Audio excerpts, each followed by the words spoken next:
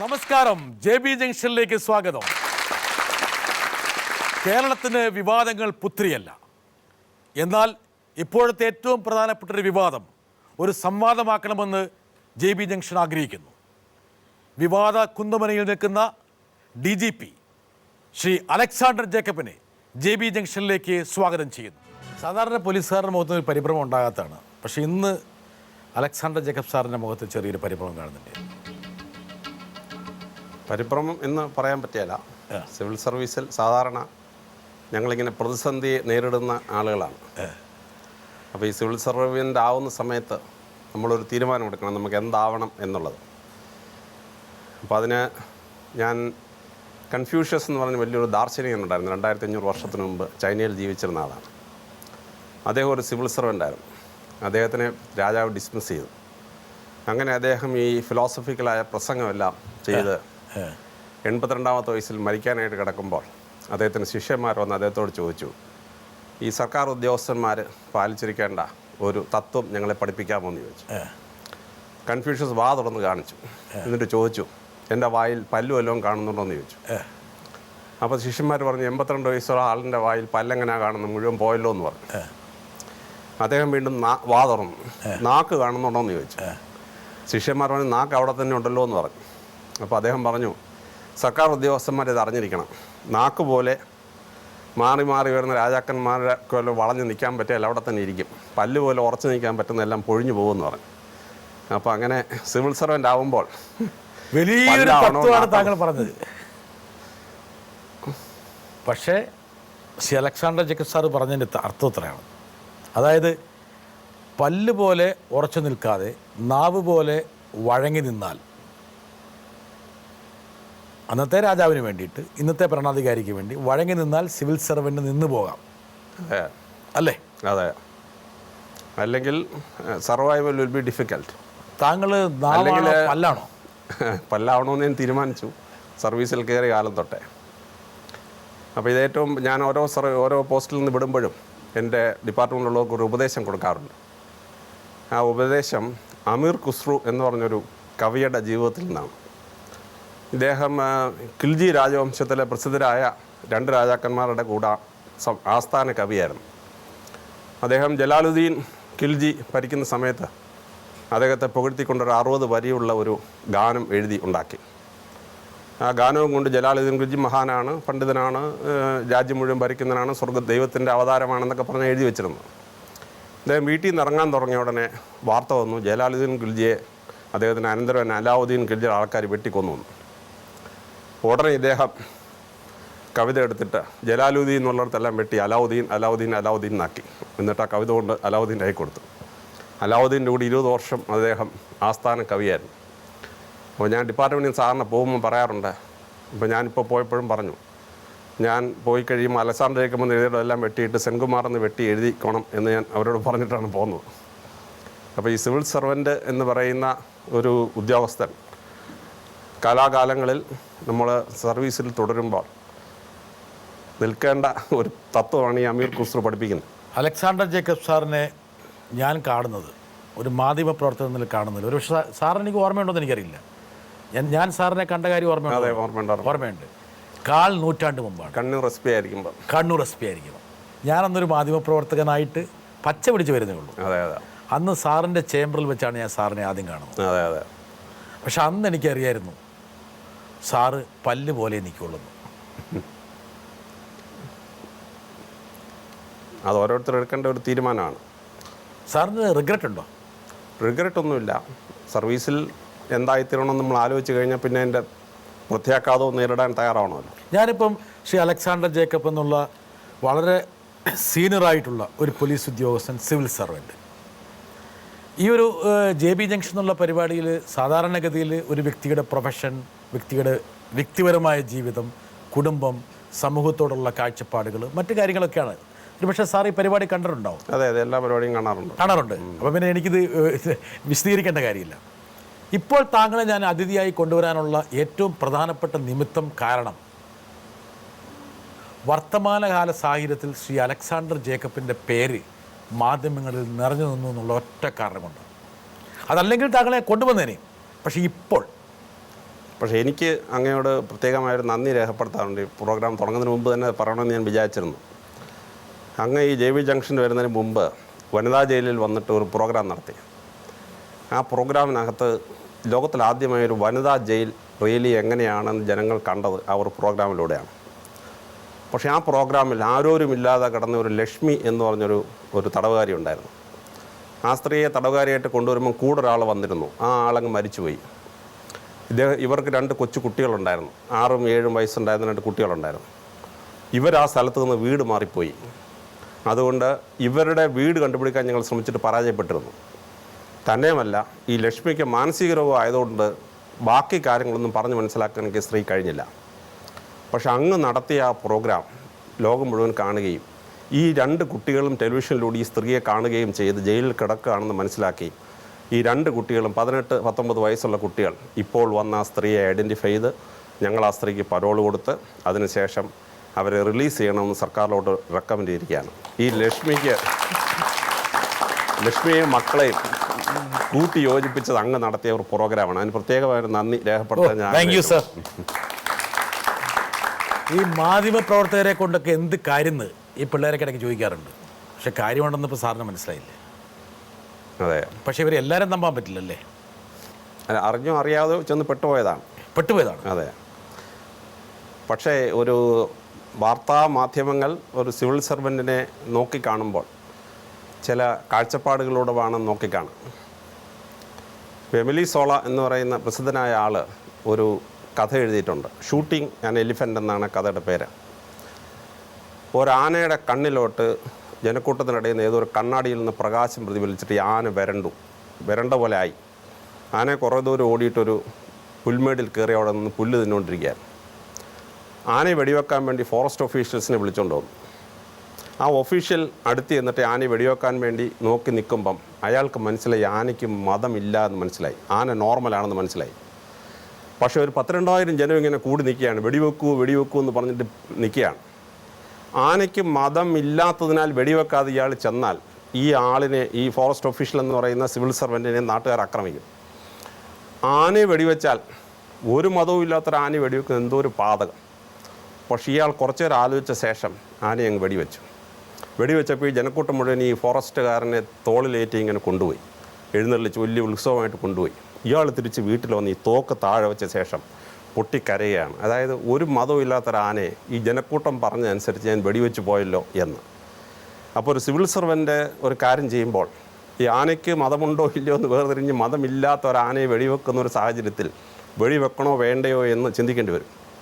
ഞാൻ പലപ്പോഴും ഈ ഫോറസ്റ്റ് ഓഫീസിനെതിരായിട്ടാണ് ചെയ്യാറുള്ളത്. മതമില്ല എന്ന് മനസ്സിലായാൽ നാട്ടുകാർ ആക്രമിച്ചാലും വെടിവെക്കണ്ടെന്നങ്ങ് തീരുമാനിക്കും. സാറെന്നുള്ള ഫോറസ്റ്റ് ഓഫീഷ്യൽ വെടിവെക്കാതെ പോയ ഒരു മുഹൂർത്തമുണ്ട്, നിമിത്തമുണ്ട്. അതിലേക്ക് താങ്കളുടെ മനസ്സിനെ ഞാൻ പയ്യെ കൊണ്ടുവരാം.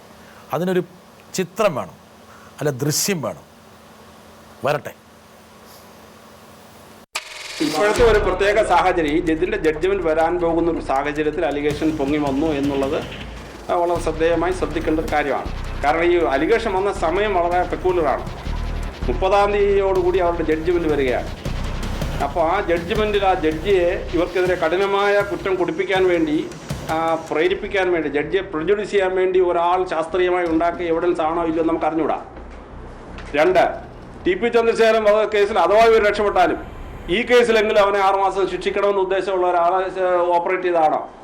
നമ്മളൊരു പോലീസ് ഉദ്യോഗസ്ഥൻ ചിന്തിക്കുമ്പോൾ ഓൾ പോസിബിലിറ്റീസ് ചിന്തിക്കണം, അല്ലാതെ മൈൻഡ് ഫോർക്ലോസ് ചെയ്തൊന്നും ചിന്തിക്കാൻ പാടില്ല.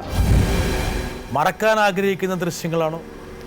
മറക്കാൻ ആഗ്രഹിക്കുന്നതല്ല. അതൊരു പെക്യുലർ സാഹചര്യത്തിൽ ഞാൻ ഈ കോഴിക്കോട് ഇങ്ങനെ സംഭവം നടക്കുന്നു കേട്ടു. ഞാൻ അവിടെ ചെന്ന് 3 ദിവസം ഉറക്കമുളച്ച്, രാത്രിയും പകലും ഉറക്കമുളച്ച് ഈ മൊബൈൽ പിടിക്കാൻ വേണ്ടി ശ്രമിച്ചു. 3 ദിവസം കൊണ്ട് ഒരു മൊബൈലും കിട്ടിയില്ല.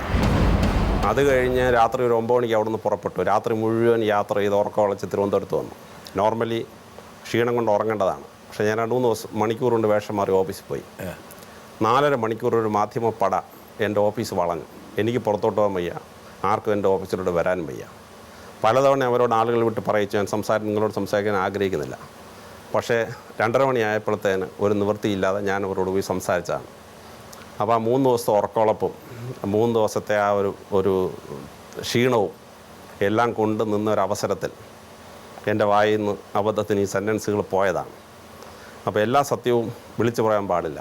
അപ്പോൾ ആ സമയത്ത് അത് പറയണമായിരുന്നു എന്ന് ചോദിച്ചാൽ പറയണ്ടായിരുന്നു എന്ന് എനിക്ക് പിന്നെ തോന്നി. താങ്കൾ പറഞ്ഞൊരു വാചകം വളരെ പ്രസക്തം. നേരെ ജോയിൽ അത് വിഡ്രോ ചെയ്തു. ഈ സെന്റൻസ് താങ്കൾ വിഡ്രോ ചെയ്തു. പക്ഷേ താങ്കൾ ഇപ്പോൾ പറഞ്ഞ വാചകത്തിൻ്റെ ഉള്ളിൽ ഒരു വാക്കുണ്ട്, എല്ലാ സത്യവും വിളിച്ചു പറയേണ്ടതല്ല എന്ന് പറഞ്ഞതിലൂടെ താങ്കൾ വിളിച്ചു പറഞ്ഞത് സത്യമാണെന്ന് താങ്കൾ ഇപ്പോൾ അടിവരയിടുകയാണ്. എന്നല്ല, എൻ്റെ മനസ്സിൽ ആ സമയത്ത് വന്ന ആ ചിന്ത ഞാൻ പറയാതെ ഒഴിഞ്ഞു മാറേണ്ടതായിരുന്നു. അതെ, കറക്റ്റ്. അതായത് താങ്കളുടെ മനസ്സിൽ വന്ന ആ തെളിഞ്ഞ ചിന്ത, സത്യത്തിൻ്റെ ചിന്ത, അത് പറയേണ്ടതായിരുന്നില്ല. അത് പറയേണ്ടി വന്നത് അന്നത്തെ സാഹചര്യങ്ങളും ഒരു പക്ഷേ താങ്കളുടെ ശാരീരികമായ അവസ്ഥയായിരിക്കും. അതല്ലേ സാർ? അതെ, ആ ക്ഷീണം കൊണ്ട് പറഞ്ഞു പോകുന്നതാണ്. ഞാൻ താങ്കളെ ബുദ്ധിമുട്ടിക്കില്ല, എനിക്ക് ഉറപ്പുവേണ്ടി തന്നെ. പ്രശ്നം അതല്ല. ഈ സിവിൽ സർവൻ്റ് എന്ന് പറയുന്ന ആൾ ഏകനായി യാത്ര ചെയ്യുന്ന ഒരാളാണ്. ഡിപ്പാർട്ട്മെൻറ്റിൻ്റെ ഭാഗമായി നമ്മൾ ജോലി ചെയ്യുമ്പോഴും നമ്മൾ ഏകനാണ്.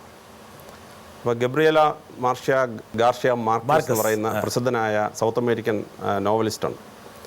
അദ്ദേഹത്തിൻ്റെ പ്രസിദ്ധമായൊരു നോവലുണ്ട്, the general in his labyrinth എന്ന് പറയുന്ന നോവലാണ്.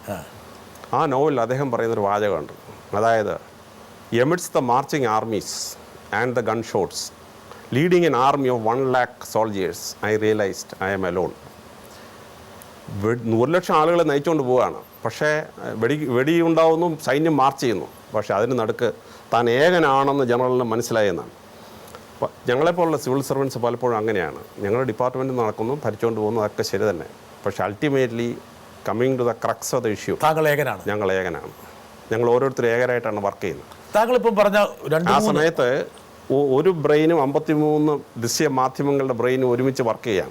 അവർ 53 പേരെന്നെ ടാക്കിൾ ചെയ്തുകൊണ്ടിരിക്കുകയാണ്, ഞാൻ ഒറ്റയ്ക്ക് റെസിസ്റ്റ് ചെയ്തുകൊണ്ടിരിക്കുകയാണ്. ആ സമയത്ത് വ്യക്തമായി സ്പഷ്ടമായി എനിക്ക് ഒരുപക്ഷെ താങ്കളെക്കാൾ വളരെയധികം രാഷ്ട്രീയത്തിൽ പോലും പ്രാഗൽഭ്യമുള്ള ആൾക്കാർ ക്യാമറകൾ വളയുമ്പോൾ പലപ്പോഴും പറയാൻ പാടില്ലാത്തത് പറഞ്ഞു പോകും. അപ്പോൾ വളരെ നേരെ ചൊവ്വേ കാര്യങ്ങൾ ചിന്തിക്കുന്ന ഒരു സിവിൽ സർവൻറ്റ് ഒരുപക്ഷെ മനസ്സിലുള്ളത് പറഞ്ഞു പോവുക സ്വാഭാവികമാണ്. പക്ഷേ താങ്കളൊരു 3-4 കഥകൾ പറഞ്ഞു. കഥകളെല്ലാം താങ്കൾ ജലാലുദ്ദീൻ്റെ കഥ പറഞ്ഞു, കൺഫ്യൂഷ്യസിൻ്റെ കഥ പറഞ്ഞു, പിന്നീട് ഒരു മതമില്ലാത്ത ആനയെ വെടിവെക്കേണ്ടി വന്ന ഒരാളുടെ പേര് പറഞ്ഞു. അപ്പോൾ താങ്കളുടെ അവസ്ഥയെ പ്രതിഫലിപ്പിക്കാൻ വേണ്ടി പറഞ്ഞ കഥകളാണിതെല്ലാം. പക്ഷെ എനിക്ക് തോന്നിയൊരു കാര്യമുണ്ട്, ഒരുപക്ഷെ താങ്കളെ ജയിൽ DGP സ്ഥാനത്ത് നിന്ന് മാറ്റിയ തിരുവഞ്ചൂർ രാധാകൃഷ്ണനോ അല്ലെങ്കിൽ ശ്രീ ഉമ്മൻചാണ്ടിയോ, ഞാൻ പറയുകയാണ്, ഞാൻ ഒരു മാധ്യമപ്രവർത്തനമായിട്ട് പറയാം, താങ്കൾ അതിനോട് യോജിക്കാം വിയോജിക്കാം, താങ്കൾ വേണം നിസ്സംഗനാകാം. ഒരുപക്ഷെ ഈ ആനയെ വെടിവെക്കാൻ പോയ വേട്ടക്കാരൻ്റെ ഒരു രൂപത്തിലായിരിക്കാം താങ്കളെ വെടിവെക്കാൻ വേണ്ടി ആൾക്കാർ ആർത്തട്ടഹസിച്ചപ്പോൾ താങ്കളെ മനസ്സില്ലാ മനസ്സോടെ വെടിവെച്ചതിൻ്റെ ഒരു അവസ്ഥയായിരിക്കാം. ഒരുപക്ഷെ തിരുവഞ്ചൂർ രാധാകൃഷ്ണൻ വീട്ടിൽ വന്ന ശേഷം ഈ തോക്ക് വെച്ചിട്ട് താഴേക്ക് തട്ടിയിട്ട് വേണേൽ പൊട്ടിക്കരഞ്ഞിട്ടുണ്ടാകാം. ഈ ബ്രിട്ടാസ് എന്ന വാക്കിൻ്റെ അർത്ഥം അറിയാമോ? ബ്രിട്ടാസിന് ലത്തീൻ ഭാഷയിലൊരു വാക്കാണ് ഈ ബ്രിട്ടാസ് എന്ന് പറയുന്ന വാക്ക്. അതായത് മുഖത്ത് പെയിൻ്റ് അടിച്ചവൻ എന്നാണ് ഈ വാക്കിൻ്റെ അർത്ഥം. ജൂലിയസ് സീസർ എന്ന പ്രസിദ്ധനായ റോമൻ ജനറൽ ഇംഗ്ലണ്ടിൽ ലാൻഡ് ചെയ്തു. അപ്പോൾ അവിടുത്തെ ജനങ്ങൾ മുഖത്തെല്ലാം ഇങ്ങനെ പെയിൻ്റ് അടിച്ചിട്ടാണ് ഈ താങ്കൾ പറഞ്ഞു വരുന്നതിന് കൺക്ലൂഷൻ എന്താണ്? അപ്പോൾ ഈ റോമാക്കാർ വിളിച്ചാണ് ബ്രിട്ടാനിക് ഫോക്ക്, അതിൽ നിന്നാണ് ബ്രിട്ടാനിക് അല്ലെങ്കിൽ ബ്രിട്ടാസ് എന്ന വാക്ക് വരുന്നത്. പക്ഷേ ഇപ്പോൾ സ്വയം മുഖത്ത് പെയിൻ്റ് അടിച്ച ബ്രിട്ടാസ് എൻ്റെ മുഖത്തൊരു പെയിൻ്റ് അടിക്കുന്നു, അതിലാണ് എനിക്കൊരു ശ്രീ അലക്സാണ്ടർ ജേക്കബ് സാർ. പക്ഷേ താങ്കൾക്കൊരു കാര്യം, യഥാർത്ഥത്തിൽ ഈ ബ്രിട്ടാസ് എന്നുള്ളത് ഒരു സ്പാനിഷ് സെയിൻറ്റിൻ്റെ പേരാണ്. അത് പിന്നീട് വന്ന പേരാണ്, പുണ്യാളനാണ്. അത് സെയിൻറ്റ് പിന്നീട് വന്ന എൻ്റെ അവസ്ഥയാണ് അദ്ദേഹത്തിൻ്റെ. താങ്കളിപ്പോൾ മറുപടി പറഞ്ഞില്ലല്ലേ? ആ മറുപടി എന്ന് പറഞ്ഞാൽ ഞാൻ വളരെ സ്നേഹിക്കുകയും ബഹുമാനിക്കുകയും ചെയ്യുന്ന അവരാണ് നിങ്ങൾ ഈ പറഞ്ഞ 2 വ്യക്തികളും. എൻ്റെ ആഭ്യന്തരമന്ത്രിയും ഞാനുമായിട്ടൊരു 1 കൊല്ലം 5 മാസവും കൊണ്ട് 100-ലേറെ ഉദ്ഘാടനങ്ങൾ ചെയ്ത് ഞങ്ങൾ ഉദ്ഘാടനങ്ങളുടെ സെഞ്ചുറിയൊക്കെ അടിച്ച് 2 ആഴ്ച ആയിട്ടുള്ളൂ. മുഖ്യമന്ത്രി ഞാൻ വളരെ ആരാധിക്കുന്ന വ്യക്തിയാണ്. അപ്പോൾ അവരെന്തുകൊണ്ട് അത് ചെയ്തെന്നൊന്നും വ്യാഖ്യാനിക്കാൻ ഞാൻ തയ്യാറല്ല. അതൊരു പൊളിറ്റിക്കൽ ഓവർടോണുള്ളതായതുകൊണ്ട് ഞാൻ അതിന് ഉത്തരം പറയാതിരിക്കും. അല്ല, അതിനുള്ള ഉത്തരം താങ്കൾ നേരത്തെ പറഞ്ഞ കഥയിലുണ്ട്. അതായത് മതപ്പാടില്ലാത്ത ആനയെ വെടിവെക്കാൻ വേണ്ടി പോയ വേട്ടക്കാരൻ്റെ അവസ്ഥ, ആ വെടിവെപ്പുകാരൻ്റെ അവസ്ഥ, 2000 ഫോറസ്റ്റുകാരൻ്റെ അവസ്ഥ, 2000 പേരിങ്ങനെ ആർത്തട്ടഹസിക്കുകയാണ്, വെടിവെക്ക്. മതപ്പാടില്ല എന്നുള്ള കാര്യം വേട്ടക്കാരനറിയാം. പക്ഷേ വേട്ടക്കാരൻ വെടിവെച്ചില്ലെങ്കിൽ താങ്കൾ പറഞ്ഞതുപോലെ ഈ വേട്ടക്കാരനെ ഇവർ ശരിപ്പെടുത്തും. അപ്പോൾ എന്ത് ചെയ്തു? വേട്ടക്കാരൻ നിന്ന് പിഴയ്ക്കാൻ വേണ്ടി ഈ മതപ്പാടില്ലാത്ത ഇൻവേർട്ടർ കോമ നിരപരാധിയായ നിഷ്കളങ്കയായ ഈ ആനയെ തിരുവഞ്ചൂർ രാധാകൃഷ്ണൻ എന്ന് പറഞ്ഞ വേട്ടക്കാരൻ ഫോറസ്റ്റ് ഉദ്യോഗസ്ഥൻ വെടിവെച്ച് കൊല്ലുന്നു. പക്ഷേ തിരിച്ച് വീട്ടിൽ പോയി അദ്ദേഹം തോക്ക് നിലത്തടിച്ചിട്ട് പൊട്ടിക്കരയുന്നു. സിവിൽ സർവീസിൽ ട്രാൻസ്ഫർ എന്ന് പറഞ്ഞാൽ ഇന്നോവേറ്റബിളായ ഒരു ഫാക്ടറാണ്. എനിക്കിപ്പോൾ 34 ട്രാൻസ്ഫറായി 30 വർഷം കൊണ്ട്. അപ്പോൾ ട്രാൻസ്ഫറിനെ പറ്റി നമ്മൾ വ്യാകുലപ്പെടാൻ പാടില്ല. നിർവികാരതയാണ് താങ്കളുടെ മുഖം. കാലാകാലങ്ങൾ ഭരിക്കുന്ന മുഖ്യമന്ത്രി നമുക്ക് ഓരോ പോസ്റ്റ് എതിരെ അവിടെ പോയി ജോലി ചെയ്യാം. ഞാനിതുവരെ ഒരു പോസ്റ്റിന് വേണ്ടി ട്രാൻസ്ഫറിനോ പോസ്റ്റിങ്ങിനോ പ്രൊമോഷനോ വേണ്ടി ഞാൻ റെക്കമെൻഡേഷന് പോയിട്ടില്ല. ഞാൻ തന്നെ പോയി ആരെയും കണ്ടിട്ടില്ല. കിട്ടുന്ന പോസ്റ്റ് വാങ്ങിച്ചുകൊണ്ട് ജോലി ചെയ്യുന്നൊരു സ്വഭാവമാണ് എനിക്കുള്ളത്. ഞാൻ താങ്കളെ പ്രൊഫഷനെ സഗൂഢം നിരീക്ഷിക്കുന്നൊരു സമയത്ത് എനിക്ക് തോന്നിയൊരു കാര്യമുണ്ട്. താങ്കൾ എത്തേണ്ടടുത്ത് എത്തിയെന്ന് താങ്കൾക്ക് തോന്നിയത് ജയിലിൻ്റെ ഒരു DGP സ്ഥാനം അലങ്കരിച്ചപ്പോഴാണ്. ജയിൽ ADGP GGP ആയിരുന്നു. എന്താ കാരണം വെച്ചാൽ കേരളത്തിൽ ജയിലിനെക്കുറിച്ച് സാധാരണ ജനങ്ങൾ ചർച്ച ചെയ്ത് തുടങ്ങിയത് താങ്കളുടെ കാലഘട്ടത്തിലാണ്. ഒരുപക്ഷെ ഞങ്ങളെപ്പോലെയുള്ള ആൾക്കാരുടെ ഇടയിൽ നിൽക്കുന്നതിനേക്കാൾ കൂടുതൽ താങ്കൾക്ക് ഏറ്റവും കൂടുതൽ സായുജ്യം ലഭിച്ചത് ഈ കൊടും കുറ്റവാളികളെന്ന് സമൂഹം മുദ്രകുത്തി ജയിലിലടച്ചിട്ടുള്ള ആൾക്കാരുടെ നടുവിൽ നിൽക്കുന്നുണ്ട്. അങ്ങനെയല്ലാതെ താങ്കൾക്ക് നിഷേധിക്കാൻ പറ്റും. ഞാൻ ഏറ്റവും കൂടുതൽ സന്തോഷമുള്ള കാലഘട്ടം ഒന്നുമില്ലായ്മയിൽ നിന്നൊരു കേരള പോലീസ് അക്കാഡമി ഉണ്ടാക്കി ഇന്ത്യയിലെ ഏറ്റവും വലിയ പോലീസ് ട്രെയിനിങ് സ്ഥാപനം ഉണ്ടാക്കിയപ്പോഴാണ്. പക്ഷേ ജയിലിൽ എനിക്ക് കിട്ടിയത് ഒരു ആത്മസായുജ്യമാണ്. അതായത് കുറ്റവാളിയെ മാറ്റി നല്ലവനാക്കി അവന് സമൂഹത്തിന് ഗുണകരമായ ഒരു വ്യക്തിയാക്കി മാറ്റുക എന്ന് പറയുന്നത് ഒരു വലിയ ചലഞ്ചാണ്. അത് നമ്മൾ യേശുക്രിസ്തുവിൻ്റെ ജീവിതത്തിൽ പാവനിയായ സ്ത്രീയെ മനസാന്തരപ്പെടുത്തിയെടുത്തപ്പോഴും, ഫ്രാൻസ് ഓഫ് അസീസി പോയി അന്നത്തെ കൊള്ളക്കാരെ മനസാന്തരപ്പെടുത്തിയെടുത്തപ്പോഴും, അല്ലെങ്കിൽ ജയപ്രകാശ് നാരായണൻ ചാമ്പൽക്കാടുകളിലെ കൊള്ളക്കാരെ മൊഹർ സിംഗിനെയൊക്കെ മാറ്റിയെടുത്തപ്പോഴും ഒക്കെ ഉണ്ടായ ഒരു സംഭവം പോലെയാണ്. അതുകൊണ്ട് ജയിലിൽ ഒരുപാട് പേരെ അവരുടെ കുറ്റവാസന മാറ്റി അവരെ പ്രൊഫഷണലായ ട്രെയിനിങ് കൊടുത്ത് അത് പഠിപ്പിച്ച് അവർ ജയിലിൽ നിന്നിറങ്ങി നല്ല പൗരന്മാരായി ഭാര്യയും മക്കളെയും നോക്കി ജീവിക്കുന്ന ഒരു സംഗതി സൃഷ്ടിക്കാൻ പറ്റി. ജയിലിലെ ഇൻഡിസിപ്ലിൻ കാര്യമായിട്ട് കുറയ്ക്കാൻ പറ്റി. പിന്നെ ജനങ്ങൾക്ക് 3 വിലയ്ക്ക് വിലക്കയറ്റം കൊണ്ട് പൊറുതിമുട്ടുന്ന ഒരു സമയത്ത് ജനങ്ങൾക്ക് 3 വിലയ്ക്ക് ആഹാര സാധനങ്ങൾ എത്തിക്കാൻ. താങ്കൾ പറഞ്ഞതിന് അടിവരയിടാൻ വേണ്ടി താങ്കൾ ആരാധിക്കുന്ന ബഹുമാനിക്കുന്ന ഒരാൾ ഇപ്പം വന്നിട്ടുണ്ട് നമ്മളോടൊപ്പം. വലിയ ആശയങ്ങൾ, വളരെയധികം കാര്യങ്ങളെല്ലാം നല്ല ഭംഗിയായിട്ട് റെക്കോർഡ് ചെയ്ത് അത് വലിയ കമ്പ്യൂട്ടറിനേക്കാൾ ലഭ്യമായ രീതിയിലാണ്. ഈ അടുത്ത സമയത്ത് ഞാൻ അദ്ദേഹത്തെ പറഞ്ഞു, സാറേ ഇപ്പോൾ ഒരു കുഴപ്പമുണ്ടായിരിക്കുകയാണ്. Sir jail സൂപ്രണ്ടായി. അത് സാറ് വലിയ ഭക്തനാണ്, സമർത്ഥനാണ്, പണ്ഡിതനാണ്. ഇങ്ങനെയൊക്കെ ഇപ്പോൾ വന്ന് ഭക്തന്മാരെല്ലാം ജയിലിലും കള്ളന്മാരെല്ലാം പള്ളിയിലുമായിരിക്കുകയാണ്. ഞാൻ വളരെ ആരാധിക്കുന്ന ക്രിസോസ്റ്റം മെത്രാപ്പൊലീത്തയാണ്. അദ്ദേഹത്തിൻ്റെ ഫലിതങ്ങൾ വളരെ സ്പിരിച്വലായ കാര്യം വളരെ സിമ്പിളായ ഫലിതത്തിലൂടെ ജനങ്ങളെ മനസ്സിലാക്കാൻ ഈ തിരുമേനിയെ പോലെ കഴിവുള്ള ആരെയും ഞാൻ കണ്ടിട്ടില്ല. തിരുമേനി പറഞ്ഞത് കേട്ടോ? പറഞ്ഞത് കേട്ടു. എന്താ പ്രതികരണം? പിതാക്കന്മാർ പറയുന്നത് നിശബ്ദമായി അംഗീകരിക്കുകയാണ് സ്വഭാവവിശ്വാസികൾ ചെയ്യുന്നത്. പക്ഷെ താങ്കൾ മന്ത്രിയെയും ഭരണകൂടത്തെയും പിന്നെ അങ്ങനെ എത്ര ബഹുമാനിച്ചാൽ മതി. പക്ഷേ ഇദ്ദേഹം പറഞ്ഞതിനോട് വേണം താങ്കൾക്ക് പ്രതികരിക്കാവുന്നേ ഉള്ളൂ. പിതാക്കന്മാർ പറയുന്നത് സാധാരണ പ്രതികരിക്കാൻ പാടില്ല എന്നാണ്. കത്തോലിക്കാ സഭയിലാണെങ്കിൽ മാർപ്പാപ്പയുടെ ഒരു ചാക്രിക ലേഖനം ചുരുക്കാനോ വിവരിക്കാനോ പാടില്ല എന്നാണ്, വികസിപ്പിക്കാനോ പാടില്ല എന്നാണ് ശാസ്ത്രം. താങ്കളെ മര്യാദ പഠിപ്പിച്ചോ ഈ സർക്കാർ? ഇല്ലല്ലോ, ഇല്ല. താങ്കൾ എല്ലാത്തിനെയും പേടിച്ചു തുടങ്ങി, എനിക്ക് സംശയമുണ്ട്. ഇല്ലില്ല, 30 കൊല്ലം കൊണ്ട് 34 ട്രാൻസ്ഫർ കിട്ടിയപ്പോഴേ എല്ലാ ഗവൺമെൻറ് കാലത്തും എനിക്ക് ഇങ്ങനെയൊക്കെ സംഭവിച്ചിട്ടുണ്ട്. അതുകൊണ്ട് അതിനെപ്പറ്റി നമ്മൾ വിവരിക്കാതിരിക്കുകയാണ് നല്ലത്.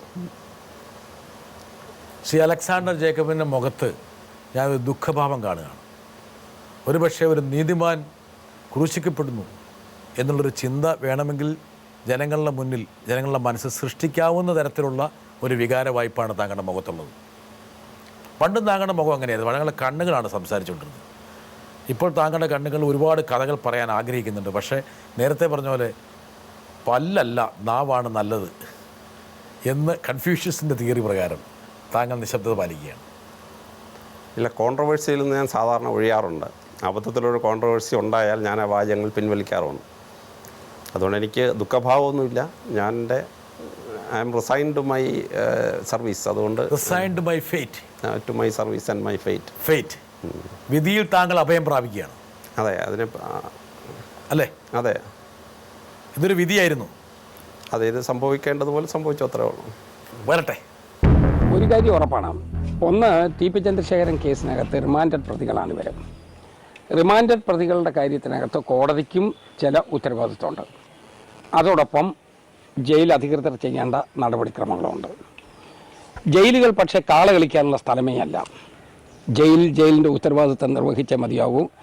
ആ ഉത്തരവാദിത്വ രാഹിത്യം നടത്തിയിട്ടുള്ള ഉദ്യോഗസ്ഥരുണ്ടെങ്കിൽ ഞാൻ ഒരു ഉന്നതതല ഉദ്യോഗസ്ഥന്മാരെ കൊണ്ട് അത് അന്വേഷിപ്പിക്കുകയാണ്. താങ്കൾ കേട്ടോ, ജയിൽ കാള കളിപ്പിക്കേണ്ട സ്ഥലമല്ല. അല്ല, താങ്കൾ കാള കളിപ്പിക്കുകയാണോ ചെയ്തത്? ഞാനങ്ങനെ വിശ്വസിക്കുന്നില്ല. പക്ഷേ മന്ത്രിമാരുടെ പ്രസ്താവനകളോട് ഞങ്ങൾ പ്രതികരിക്കാൻ പാടില്ല. അതുകൊണ്ട് ഞാൻ നിശബ്ദനാവാൻ ആഗ്രഹിക്കുന്നു. തീർന്നു താങ്കളുടെ പ്രതികരണം? അതെ അതെ. ജയിൽ എന്തായിരുന്നു താങ്കളുടെ കാലഘട്ടത്തിൽ? അത് പറയാലോ. എൻ്റെ കാലഘട്ടത്തിൽ ഈ എന്ത് ചെയ്യണം എന്നുള്ളൊരു പ്രെഡിക്കമെൻറ്റിലെത്തി ജയിലിൻ്റെ അഡ്മിനിസ്ട്രേഷനെ സംബന്ധിച്ചിടത്തോളം. ഒന്ന്, ജയിൽ പഴയ പോലെ ഒരു കാരാഗ്രഹമായിട്ട് മുമ്പോട്ട് പോകണമോ, അതോ ജയിൽ കറക്ഷണൽ സർവീസസ് എന്ന് മുള്ള കമ്മീഷന് ശേഷം ഇന്ത്യ ഗവൺമെൻറ് തന്നെ പ്രിസൻ്റെ പേര് മാറ്റി പ്രിസൺ ആൻഡ് കറക്ഷണൽ സർവീസസ് എന്നാക്കി. അപ്പോൾ ജയിൽ പ്രിസൺ മാത്രമായാൽ മതിയോ, അതോ കറക്ഷണൽ സർവീസ് ആവണമോ? ഇതായിരുന്നു ചിന്ത. അപ്പോൾ ഉദയഭാനു കമ്മീഷൻ 1993 കേരളത്തിൽ ജസ്റ്റിസ് കമ്മീഷൻ റിപ്പോർട്ട് അവതരിപ്പിച്ച ശേഷം ഇതിനെ ഒരു കറക്ഷണൽ സർവീസാക്കി മാറ്റണമെന്നായിരുന്നു ഉദയഭാനു കമ്മീഷൻ്റെ റെക്കമെൻഡേഷൻ. അതുകൊണ്ട് കറക്ഷൻ്റെ ആക്ടിവിറ്റീസ് നടത്തുകയും കുറ്റവാളികളെ നല്ലവരാക്കി മാറ്റുകയും അവരെ പ്രൊഫഷണലാക്കി മാറ്റുകയും അവർക്ക് ജയിലിൽ നിന്നിറങ്ങുമ്പോൾ നല്ല ശമ്പളമുള്ള ഒരു ജോലി ഉറപ്പാക്കുകയും ചെയ്യണം. ആ രീതിയിലുള്ള പ്രവർത്തനമാണ് 4 കൊല്ലം കാഴ്ചവെച്ചത്. അത് അനുകൂലമായി വീക്ഷിക്കുന്നവരുണ്ട്, പ്രതികൂലമായി വീക്ഷിക്കുന്നവരുണ്ട്. വരട്ടെ. ആഭ്യന്തരമന്ത്രിക്ക് അദ്ദേഹത്തിൻ്റെ സ്വന്തം താല്പര്യം സംരക്ഷിക്കാനും ഞാൻ ശക്തമായി ഇടപെട്ടു എന്ന് സ്ഥാപിക്കാനും വേണ്ടിയാണ് ഈ ജയിൽ ഉദ്യോഗസ്ഥന്മാരെ ബലിയാടാക്കാൻ തീരുമാനിച്ചിട്ടുള്ളത്. ജയിൽ ഉദ്യോഗസ്ഥന്മാരെ ബലിയാടാക്കി രക്ഷപ്പെടാനുള്ള കൗശലമാണ് ആഭ്യന്തരമന്ത്രി പ്രയോഗിക്കുന്നത്. ജയിൽ DGP ആ സ്ഥാനത്ത് നിന്ന് മാറ്റി ആഭ്യന്തരമന്ത്രി നല്ല പിള്ള ചമയാൻ വേണ്ടി ഉള്ള ശ്രമത്തിൻ്റെ ഭാഗമാണ് ആഭ്യന്തരമന്ത്രിയുടെ ഓഫീസിൽ നിന്ന് ആഭ്യന്തര വകുപ്പ് സെക്രട്ടറി മുഖേന ജയിൽ DGPക്ക് നിർദ്ദേശം നൽകിയിരുന്നു എന്ന വാർത്ത പ്രചരിപ്പിക്കുന്നത്. പ്രതികരണമുണ്ടോ? ഞാൻ എൻ്റെ സർവീസിൽ ഒരിടത്തും രാഷ്ട്രീയമായ ഒരു കമൻറ്റും പാസ്സാക്കിയിട്ടില്ല, ഒരു രാഷ്ട്രീയമായ ലീനിങ്സും ചിലവാക്കിയിട്ടില്ല. അതുകൊണ്ട് ഈ രാഷ്ട്രീയ കോലാഹലത്തിൽ ഇടപെടാൻ ഞാൻ ആഗ്രഹിക്കുന്നില്ല. എനിക്ക് ഇതിനെപ്പറ്റിയും കമൻറ്റില്ല. പക്ഷെ താങ്കൾക്ക് വളരെ സ്പഷ്ടമായിട്ടൊരു കാഴ്ചപ്പാട് ജയിൽ സംബന്ധിച്ചുണ്ടായിരുന്നു അല്ലേ? ജയിൽ എന്നുള്ളത് ഒരു നവീകരണ കേന്ദ്രമാണ്. അതെ. സ്വഭാവ നവീകരണത്തിലൂടെ ഒരു കുറ്റവാളി മാറണം. അതെ. കുറ്റവാളികളും മനുഷ്യരാണ്. അതെ. അവർക്കിനിയും സമൂഹത്തിന് സംഭാവന ചെയ്യാൻ പറ്റും. അതെ. താങ്കൾ അതിൽ മാറുന്നില്ല? ഞാനതിൽ മാറുന്നില്ല. പക്ഷേ സമൂഹത്തിൽ ഒരുപാട് പേർക്ക് എതിർപ്പുണ്ടാകുന്നു. ഒന്ന്, ഈ മാഫിയ സംഘങ്ങളുടെ റൗഡി ഗാങ്സ് ഉണ്ട്. അവരെ ജയിലിൽ വെച്ച് നല്ല മനുഷ്യരാക്കിയാൽ ഈ മാഫിയ ഓപ്പറേഷൻസിനത് കുഴപ്പമാണ്. അപ്പോൾ ഈ മാഫിയ സംഘങ്ങൾ മുഴുവൻ എനിക്കെതിരാവാൻ തുടങ്ങി.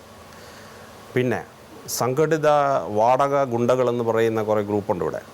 ഈ വാടക ഗുണ്ടയെ ജയിലിൽ വെച്ച് നല്ല മനുഷ്യനാക്കിയാൽ ഈ വാടക ഗുണ്ടയെ ഓപ്പറേറ്റ് ചെയ്യുന്ന ഒരുപറ്റം ബിസിനസ് സൈക്കിളിന് അത് ദോഷകരമാണ്. സംഘടിത രാഷ്ട്രീയ ശക്തികൾക്ക് ഇവിടെ അവരുടെ ചാവേർപ്പടയുണ്ട്. ആ ചാവേർപ്പട ജയിലിൽ വെച്ച് ഞാൻ നല്ല മനുഷ്യനാക്കിയാൽ ആ സംഘടിത രാഷ്ട്രീയ പ്രസ്ഥാനത്തിന് ഇഷ്ടപ്പെടുന്നില്ല. അപ്പോൾ ഒരുപാട് ഒപ്പോസിഷൻ അങ്ങനെ വന്നു. അതുകൂടാതെ 3 വിലയ്ക്ക് ആഹാരവും 3 വിലയ്ക്ക് വെള്ളം ശബരിമലയിൽ കൊടുക്കാൻ തുടങ്ങിയപ്പോഴത്തേന് ഈ ബിസിനസ് സൈക്കിൾ അല്ലെങ്കിൽ ആഹാര മേഖലയിൽ നിൽക്കുന്ന ആളുകൾക്ക് എന്നോട് എതിർപ്പുണ്ടായി. അപ്പോൾ ഈ സംഘടിത മേഖലയിലുള്ള എല്ലാ എതിർപ്പും കൂടെ വന്ന ഒരു സമയത്താണ് ഇങ്ങനെയൊരു സംഭവം വന്ന് കയറിയത്. ശ്രീ അലക്സാണ്ടർ ജേക്കബ് ഒരുപക്ഷെ സമൂഹം അറിഞ്ഞിരിക്കേണ്ട വളരെ ഗഹനമായ കാര്യങ്ങളാണ് ഇപ്പോൾ താങ്കൾ പറഞ്ഞത്. താങ്കൾ പറഞ്ഞതിനെ ഞാൻ ഇഴകേറുകയാണെങ്കിൽ, അതായത് ഈ കുറ്റവാളികൾ നവീകരിക്കപ്പെടുന്നത് ഒരുപാട് താല്പര്യങ്ങൾ അല്ലെങ്കിൽ തൽപര കക്ഷികൾ ആഗ്രഹിക്കുന്നില്ല. അതുകൊണ്ട് ഈ കഥാപാത്രങ്ങൾ അല്ലെങ്കിൽ ഈ കുറ്റവാളികളുടെ നവീകരണത്തെ എതിർക്കുന്നവരുടെ ഗൂഢാലോചനയുടെ ഫലമായിട്ടാണ് താങ്കൾക്ക് സ്ഥാനം നഷ്ടപ്പെട്ടത്. ആ എതിർപ്പ് ഈ പർട്ടിക്കുലർ സമയത്ത് അവർ ഉപയോഗിച്ചു എന്നുള്ളതേ ഉള്ളൂ. കറക്റ്റ്. അപ്പോൾ ആ ഒരു എതിർപ്പുണ്ടായിരുന്നു. ആ എതിർപ്പിനെ ഈ കൃത്യസമയം നോക്കി ഉപയോഗിച്ച് താങ്കളുടെ തൊപ്പി തെറിപ്പിച്ചു. അങ്ങനെയൊക്കെയാണല്ലോ നമ്മൾ ഈ പോലീസ് ഭാഷ പറയുന്നത്. അതുകൊണ്ട് ഞാനത് ഉപയോഗിക്കുന്നതിൽ സാർ ക്ഷമിക്കുക. തൽപര കക്ഷികളുടെ കയ്യിൽ ചട്ടുകമായിട്ട് ഭരണാധികാരികൾ പ്രവർത്തിച്ചു. എന്തൊന്നും വ്യാഖ്യാനം എടുക്കരുത്. ഞാൻ ഒരു കോളേജ് ലെക്ചറായിട്ടിരിക്കുന്ന സമയത്താണ് ഒരു പ്രസിദ്ധനായ ജ്യോത്സ്യൻ്റെ ഒരു ഭൃഗു സംഹിത വായിക്കാനിടയായത്. ഞങ്ങളുടെ സഭയിൽ ഈ ജ്യോത്സ്യരെയൊന്നും കാണാൻ പാടില്ല, പക്ഷേ ഒരു അക്കാഡമിക് ഇൻട്രസ്റ്റിൽ ഞാൻ പോയതാണ്. പക്ഷെ അവിടെ വെച്ചാണ് ഈ രാജ്യം ഭരിക്കുന്ന പരീക്ഷ എഴുതണമെന്നും ആ പരീക്ഷ എഴുതിയാൽ തലയിൽ കിരീടമുള്ള ജോലി കിട്ടും എന്നും പ്രവചിച്ചത്. തലയിൽ കിരീടം എന്ന് പറഞ്ഞാൽ IPSൻ്റെ തൊപ്പി. പക്ഷേ IPSൻ്റെ തൊപ്പി ഒരു വലിയ കിരീടമാണ് എന്ന് നിങ്ങൾക്കൊക്കെ തോന്നുമെങ്കിലും ആ കിരീടം പലപ്പോഴും മുൾക്കിരീടമാണ്. കർത്താവ് വഹിച്ച ഒരു മുൾക്കിരീടത്തിന് സമാനമായിട്ടാണ് പലപ്പോഴും ഞങ്ങളുടെ തലയിൽ അതിരിക്കുന്നത്. അതുകൊണ്ട് അതിൻ്റെ കോൺസിക്വൻസസ് ഞങ്ങൾ അനുഭവിച്ചേ പറ്റൂ. അതുകൊണ്ട് അതിനെപ്പറ്റി നമ്മൾ വ്യാകുലപ്പെടാതിരിക്കുക. അതും ഒരു വിധിയാണെന്ന് താങ്കൾ ധരിക്കുന്നു. അതെ, ഈശ്വര നിശ്ചയം. താങ്കൾ പറഞ്ഞ വളരെ വളരെ പ്രധാനപ്പെട്ട കാര്യമാണ്. എന്താ കാരണം വെച്ചാൽ മാഫിയ സംഘങ്ങൾ, കൊട്ടേഷൻ സംഘങ്ങൾ, അതുപോലെ തന്നെ താങ്കൾ വേറൊരു വാചകം പറഞ്ഞു, എനിക്ക് വളരെ ശ്രദ്ധേയമായി തോന്നി. അതായത് 1/3 പൈസയ്ക്ക് ഭക്ഷണവും 1/3 പൈസയ്ക്ക് കുടിവെള്ളവും താങ്കൾ പ്രദാനം ചെയ്തു തുടങ്ങിയപ്പോൾ അത് കേരളത്തിലെ കച്ചവട താല്പര്യക്കാർക്ക് മനസ്സ് കലങ്ങി. അതെ, താങ്കളോട് ശത്രുത ഉണ്ടായി. അതായത് ഈ ഹോട്ടൽ രംഗത്തും അല്ലെങ്കിൽ ഈ പാനീയ രംഗത്തും പ്രവർത്തിക്കുന്ന പ്രധാനപ്പെട്ട വ്യക്തികൾക്ക്, സ്ഥാപനങ്ങൾക്ക് താങ്കളോട് ശത്രുത ഉണ്ടായി. ശരിയല്ലേ? ഉണ്ടായി. കാര്യം മൾട്ടിനാഷണൽ കമ്പനീസ് ഓപ്പറേറ്റ് ചെയ്യുന്നൊരു മേഖലയാണ്. അപ്പോൾ അവിടെ ഞാനൊരു നിസ്സാരനായ ഒരു ഉദ്യോഗസ്ഥൻ മാത്രമല്ലേ ഉള്ളൂ. ശബരിമലയിൽ താങ്കൾ ഒരു കുപ്പി വെള്ളം 10 രൂപയ്ക്ക് കൊടുത്തു. അതെ, അവിടെ 30 രൂപയ്ക്കാണ് വിറ്റുകൊണ്ടിരുന്നത്. ബഹിരാഷ്ട്ര കമ്പനികൾ വെള്ളം കൊടുത്തുകൊണ്ടിരുന്നത്. 10 രൂപയ്ക്ക് കൊടുത്ത പോലീസുകാരനെ തൊപ്പി തെറിപ്പിച്ചാൽ ആ കുടിവെള്ളം മുടങ്ങുമെന്ന് അവർ കരുതുക. ഞാൻ കൊടുത്ത വെള്ളം ഗവൺമെൻറ്റിൻ്റെ വെള്ളമാണ്. സിഡ്കോ എന്ന് പറയുന്ന സർക്കാർ കമ്പനി ഇറക്കുന്ന വെള്ളമാണ് ഞാനവിടെ കൊണ്ടുപോയി വിറ്റത്. അപ്പോൾ ഇതിനി കൂടുതൽ ചർച്ച ചെയ്താൽ ആ മൾട്ടിനാഷണൽ കമ്പനികളുടെ എതിർപ്പ് എനിക്ക് വീണ്ടും ഉണ്ടാവും. അതുകൊണ്ട് അങ്ങോട്ട് കയറാതിരിക്കുകയാണ് ബുദ്ധി. അവിടെ താങ്കൾ ഭീരുവാകുവാണോ? ഭീരുവല്ല, വെറുതെ എന്തിനാണ് എതിർപ്പ്? താങ്കൾ കറകളഞ്ഞ ഒരു ദൈവഭക്തനും ആത്മീയവാദിയാണ്. അതെ, ദൈവത്തെ വിട്ട് ഇതുവരെ ശ്രീ അലക്സാണ്ടർ ജേക്കബ് നിന്നിട്ടില്ല, കളിച്ചിട്ടില്ല. താങ്കൾ തൊപ്പി തലയെ വെക്കുമ്പോഴും തൊപ്പി ഊരി വെക്കുമ്പോഴും ദൈവമേ എന്ന് പറഞ്ഞിട്ടാണ് താങ്കൾ പറഞ്ഞത്. പിന്നെ എന്തിനാ ഒരു ബഹിരാഷ്ട്ര കമ്പനിയെ പേടിക്കുന്നു? എങ്കിലും ഞാൻ രാവിലെ ഓഫീസിൽ പോകുന്നതിന് മുമ്പ് എൻ്റെ പ്രാർത്ഥനാ മുറിയിൽ പോയി പ്രാർത്ഥിച്ച് എല്ലാം ഈശ്വരനിൽ അർപ്പിച്ചിട്ടാണ് ഓഫീസിലോട്ട് പോകുന്നത്. തിരിച്ചു വരുമ്പോഴും തൊപ്പി ദൈവത്തിന് മുമ്പാകെ സമർപ്പിച്ചിട്ടേ ജോലി ചെയ്യാറുള്ളൂ. അതുകൊണ്ട് എതിർപ്പിനെ, ഈശ്വരനെ ഭയന്നാൽ മതി. മഹാഭാരതത്തിൽ പറയുന്നുള്ളൂ, സർവേശ്വരനെ ഭയക്കുന്നവൻ മനുഷ്യനെ ഭയക്കേണ്ടതില്ല എന്നാണ്. ഞാനൊരു 95 എൻ്റെ സർവീസിൽ ഭയങ്കര ഇതുപോലൊരു ക്രൈസിസ് വന്നു. അന്ന് ഞങ്ങളുടെയൊക്കെ ബഹുമാന്യനായ ബാബു പോൾ സാർ എനിക്കൊരു എഴുത്തെഴുതി. ആ എഴുത്തിൻ്റെ പ്രധാന ഭാഗം ഇതായിരുന്നു: ഈശ്വരനെ ഭയക്കുന്നവൻ മനുഷ്യനെ ഭയക്കേണ്ടതില്ല. Those who fear God shall not fear man എന്നാണ്. അപ്പോൾ ആ തത്വം അനുസരിച്ച് ഇപ്പോൾ ബ്രിട്ടാസ് പറയുന്ന മൾട്ടിനാഷണൽ കമ്പനിയെ ഞാൻ ഭയപ്പെടാൻ പാടില്ല. പക്ഷേ എങ്കിലും ഒരു വ്യക്തി ഒരുമിച്ച് ഒരുപാട് ശത്രുക്കളെ ഉണ്ടാക്കുന്നത് ശരിയല്ല. അതുകൊണ്ട് ആ ഏരിയയിൽ കൂടുതൽ ഡിസ്കഷൻ ചെയ്യാതിരിക്കുകയാണ്. താങ്കൾക്ക് വധഭീഷണിയുണ്ടോ? ഉണ്ടായിരുന്നു. കഴിഞ്ഞ മാസം എന്തായിരുന്നു? ആരുടെ നിന്നായിരുന്നു? അത് കണ്ടുപിടിക്കാൻ പറ്റുന്നില്ല. അമേരിക്കയിൽ നിന്നുള്ളൊരു ഫോണാണ് വന്നത്. ഈ ശബരിമലയിൽ ചപ്പാത്തി 2 രൂപയ്ക്ക് ചപ്പാത്തിയും 15 രൂപയ്ക്ക് കറിയും 10 രൂപയ്ക്ക് വെള്ളം ഇറക്കുമതി ചെയ്തപ്പോഴാണ് പിന്മാറിയില്ലേ വെടിവെക്കുമെന്ന് പറഞ്ഞു. അമേരിക്കയിൽ നിന്നുള്ളൊരു കമ്പ്യൂട്ടർ ലിങ്ക്ഡ് നമ്പറാണ്. ആളിനെ കണ്ടുപിടിക്കാൻ പറ്റിയത്. താങ്കൾ റിപ്പോർട്ട് ചെയ്തോ സർക്കാരിന്? ഇല്ലില്ല, റിപ്പോർട്ട് ചെയ്തു. ഞാൻ എൻ്റെ കീഴ് ജീവനക്കാരെല്ലാം വിളിച്ചു വരുത്തി പറഞ്ഞു ഭീഷണി ഉണ്ടായി എന്ന് പറഞ്ഞു. താങ്കൾ ആഭ്യന്തരമന്ത്രിയോട് പറയേണ്ടിയിരുന്നില്ലേ? അങ്ങനെ പറഞ്ഞ് കുഴപ്പമുണ്ടാക്കുന്നത് എന്തിനാണ്? അതെയോ അങ്ങനെ പറഞ്ഞുകൊണ്ട് ഫലം ഉണ്ടാവില്ല എന്നുകൊണ്ടാണ്. അതിൽ അമേരിക്കയിലുള്ള നമ്പർ എങ്ങനെ ട്രാക്ക് ഡൗൺ ചെയ്യാൻ പറ്റും? ആരാണെന്ന് എങ്ങനെ കണ്ടുപിടിക്കാൻ പറ്റും? പക്ഷേ കേരളത്തിലെ DGP റാങ്കിലുള്ളൊരു ഉദ്യോഗസ്ഥൻ, അതായത് കേരളത്തിൻ്റെ സാമൂഹിക വ്യവസ്ഥയിൽ വലിയ സ്വാധീനം ചെലുത്തുന്നൊരു വ്യക്തി, ജയിൽ മാത്രമല്ല ജയിലിൽ നിന്ന് സമൂഹത്തെ നവീകരിക്കാൻ വേണ്ടി ഇറങ്ങിപ്പുറപ്പെട്ട ഒരാൾ, ഒരു അവധൂതൻ എന്നൊക്കെ പറയാവുന്ന ഒരു തലത്തിലേക്ക് വേണമെങ്കിൽ താങ്കളെ പ്രതിഷ്ഠിക്കാവുന്ന ഒരാൾ, ആ വ്യക്തിക്ക് ഒരു വധഭീഷണി വരുമ്പോൾ മേലുദ്യോഗസ്ഥന്മാരെ അറിയിക്കേണ്ടതല്ലേ? അതോ അവരിൽ വിശ്വാസമില്ലേ? എന്നല്ല, നിങ്ങൾ ഈ പറഞ്ഞ അവധൂതനൊന്നുമല്ല. ഞാൻ കാലാകാലങ്ങളിൽ കിട്ടുന്ന കസേരയിരുന്ന് എന്തെങ്കിലും നന്മ ചെയ്യാനായിട്ട് ശ്രമിക്കും. കുറച്ചു കാലം നന്മ ചെയ്യും, അവിടുന്ന് പോകുമ്പോൾ അതിനെപ്പറ്റി മറക്കുക എന്ന് മാത്രമേ ഉള്ളൂ. ഹിന്ദിയിൽ മഹാനായ കവി പാടുന്ന പോലെ സബ് കുച്ച് ഭൂൽ ഗയ എന്ന് പറഞ്ഞ പോലെ മറന്നു കളയത്രേ ഉള്ളൂ. പക്ഷെ ഇപ്പോഴും താങ്കൾക്ക് മറക്കാൻ പറ്റുന്നില്ല. അതിപ്പം ബിട്ടാസ് ചോദിച്ചുകൊണ്ട് മാത്രമേ ഞാൻ പറഞ്ഞു എന്നുള്ളേ ഉള്ളൂ. പക്ഷേ ശ്രീ അലക്സാണ്ടർ ജേക്കബ്, ഞാൻ ഒരു മാധ്യമപ്രവർത്തകൻ എന്ന നിലയിൽ എനിക്ക് തന്നെ വലിയൊരു ഇപ്പോൾ താങ്കൾ നടത്തിയ വെളിപ്പെടുത്തലുകൾ വളരെ പ്രധാനപ്പെട്ട വെളിപ്പെടുത്തൽ. എന്താ കാരണം എന്ന് വെച്ചാൽ ഒരുപക്ഷെ ഒരു സർക്കാർ അതിൻ്റെ സംഘടിതമായ ഇടപെടലിലൂടെ വില നിയന്ത്രിക്കാൻ വേണ്ടി പാടുപെടുമ്പോൾ താങ്കൾ ജയിലെന്നുള്ളൊരു പരിപ്രേക്ഷ്യത്തെ മാത്രം മുൻനിർത്തിക്കൊണ്ട് വലിയ ഇടപെടലുകൾ സമൂഹത്തിൽ വരുത്തി. അങ്ങനെ വരുമ്പോൾ താങ്കളെന്നുള്ള വ്യക്തിക്ക് നേരെ ആരെങ്കിലും കൈ ചൂണ്ടിയാൽ, ഭീഷണി ഉയർത്തിയാൽ, പ്രത്യേകിച്ച് വധഭീഷണി ഉയർത്തിയാൽ താങ്കളെ സംരക്ഷിക്കേണ്ട ബാധ്യത ഈ സമൂഹത്തിൻ്റെ, ഞാനും കൂടി ഭാഗമാക്കുക ഈ സമൂഹത്തിൻ്റെ കൂടെയാണ്. അപ്പോൾ സബ് കുച്ച് ഭൂൽ ഗയ എന്നുള്ള കവിവാചകത്തിൽ താങ്കൾക്ക് അഭയം പ്രാപിക്കാൻ പറ്റൂ? അത് അമിതാഭ് ബച്ചൻ്റെ അച്ഛൻ എഴുതിയ പ്രസിദ്ധമായ മധുശാലയാണ്. ആ മധുശാലയിൽ അദ്ദേഹം പറയുന്ന വാദമാണ് ഊപ്പർവാലയൊക്കെ മർസി എന്ന് പറയും, ദൈവത്തിൻ്റെ ഇഷ്ടം പോലെ എന്ന് പറഞ്ഞു. അപ്പോൾ ഞാൻ ഈ വധഭീഷണി ഉണ്ടാക്കിയപ്പോൾ എൻ്റെ കീഴ്ദിവസന്മാരെല്ലാം വിളിച്ച് വിവരം പറഞ്ഞു. എനിക്ക് വിശ്വാസമുള്ളൊരു പള്ളിയിൽ പോയി പ്രാർത്ഥിച്ചു. ഞാൻ കത്തോലിക്കനാണെങ്കിലും ഞാൻ ജീവിക്കുന്ന തുമ്പോൺ എന്ന് പറഞ്ഞൊരു ഗ്രാമമുണ്ട്, എൻ്റെ ഒറിജിനൽ ഗ്രാമം. അവിടെ ഒരു 500 കൊല്ലം പഴക്കമുള്ള ഒരു വലിയ പള്ളിയുണ്ട്, ഓർത്തഡോക്സ് സെൻറ്റ് മേരീസ് കത്തീഡ്രൽ. അവിടെയായിരുന്നു എൻ്റെ പൂർവ്വപിതാക്കന്മാർ 21 തലമുറയായി പുരോഹിതന്മാരായി കുർബാന ചൊല്ലിയ ഒരു സ്ഥലം. അവിടെ ഞങ്ങളുടെ കുടുംബത്തിലൊരു 200 കൊല്ലത്തിന് മുമ്പ് വളരെ പരിശുദ്ധനായ ഒരു അച്ഛൻ ജീവിച്ചിരുന്നു. അദ്ദേഹത്തെ കൊച്ചോപ്പൻ എന്നാണ് വിളിക്കുന്നത്. ഞങ്ങളുടെയൊക്കെ മധ്യസ്ഥ പ്രാർത്ഥന നടത്തുന്ന അച്ഛനാണ്. ഈ അച്ഛനെ കവറടക്കിയ ഒരു സ്ഥലമുണ്ട്. ഞാനവിടെ പോയി പ്രാർത്ഥിച്ചു. ഈ വധഭീഷണി കഴിഞ്ഞ ശേഷം ഞാൻ അതുപോലെ നിശബ്ദനായി പോന്നു. ഞാൻ ആരോടും പിന്നെ പറയാൻ പോയില്ല ആ സംഭവം. കുടുംബത്തിൽ പറഞ്ഞില്ലേ? ആരോടും പറഞ്ഞില്ല. കുടുംബത്തിൽ പറഞ്ഞ വെറുതെ ഭാര്യയെ വിഷമിപ്പിക്കുക എന്നുള്ള എന്ത് കാര്യം? കേരളത്തിൽ വളരെ പ്രധാനപ്പെട്ട ഒരു രാഷ്ട്രീയ നേതാവ്, വളരെ പ്രധാനപ്പെട്ട, അദ്ദേഹം പറഞ്ഞ ഏതാനും വാചകങ്ങളുണ്ട്. നടക്കാൻ പാടില്ലാത്ത എന്തോ നടത്തിയിട്ടുണ്ട്.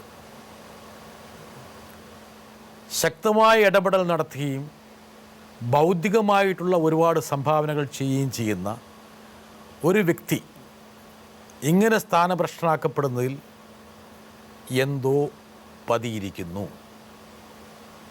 ആര് പറഞ്ഞായിരിക്കാം ശ്രീ അലക്സാണ്ടർ? അതിനെപ്പറ്റി ഒന്നും കമൻറ്റ് പറയുന്നില്ല. താങ്കൾ ഈ വാചകം ശ്രദ്ധിച്ചിരുന്നു? ശ്രദ്ധിച്ചു. പക്ഷേ ഈ പൊളിറ്റിക്കലായ ഒരു ചോദ്യത്തിന് ഉത്തരം പറയാൻ ഞാൻ ആഗ്രഹിക്കുന്നില്ല. താങ്കൾ ശ്രദ്ധിച്ചു? അത് അപകടമാണ് എന്നുള്ളതുകൊണ്ട് ഞാൻ മിണ്ടുന്നില്ല.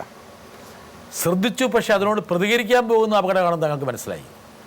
അതെ, ഒരു സിവിൽ സർവൻ്റ് ഒരിക്കലും ഈ പൊളിറ്റിക്കൽ വാഗ്ധോരണിക്കകത്ത് നിന്ന് പെട്ടാൽ അപകടം. താങ്കൾ പ്രതികരിക്കേണ്ട. ഒരുപക്ഷെ താങ്കൾ ശ്രദ്ധിച്ചതുകൊണ്ട് ഞാൻ അദ്ദേഹത്തിൻ്റെ പേര് പറയാം. വേണ്ട, പൊളിറ്റിക്കൽ ചോദ്യമേ പോകണ്ട. അല്ല, ആ വാചകം പറഞ്ഞ ആളുടെ പേര് ഞാൻ പറയുന്നതിന് ബുദ്ധിമുട്ടുണ്ടോ താങ്കൾക്ക്? ഇല്ലല്ലോ. ഈ വാചകങ്ങൾ പറഞ്ഞത് മറ്റാരുമല്ല, ശ്രീ പിണറായി വിജയനാണ്.